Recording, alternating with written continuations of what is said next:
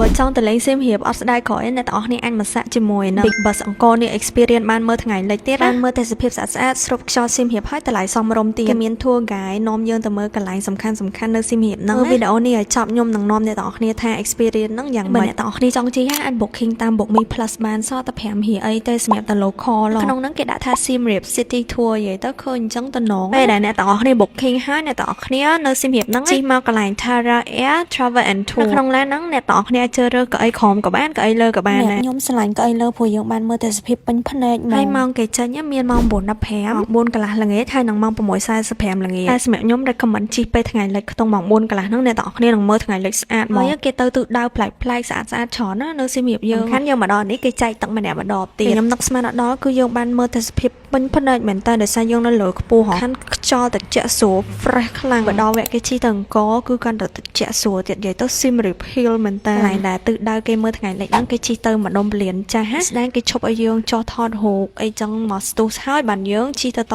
ទៀតរយៈពេលជិះអីខ្ទង់1ម៉ោងទៅ1ម៉ោងកន្លះតគ្នាទៅមិនល្មមអត់មានអារម្មណ៍ថាយូរពេកឬក៏លឿនពេកទេកន្លែងសម្បត្តិទូទៅសម្រាប់ខ្មែរយើងមនុស្សធំ$7ក្មេងក្រោម10ឆ្នាំអស់តែ$4ទេតែសំខាន់ឥឡូវគឺគេមាន promotion រហូតដល់ចុងខែ4សម្រាប់ខ្មែរយើងគឺអស់តែ$5អីម្នាក់ខ្ញុំ recommend មែនតើអ្នកទាំងអស់គ្នាឲ្យ booking តាម Bookme Plus បានណាពេល booking សួរមែនតើអ្នកទាំងអស់គ្នាចូលកន្លែង tour ហ្នឹងទៅថាចង់ជិះនៅភ្នំពេញឬក៏សៀមរាបទេតែជិះនៅសៀមរាបប្លែកភ្នែកមែនព្រោះដោយសារទេសភាពស្អាតខ្លាំងចង់មកលេងសៀមរាបកុំភ្លេចចូលរួម activity អញ្ចឹងទាំងអស់គ្នាផង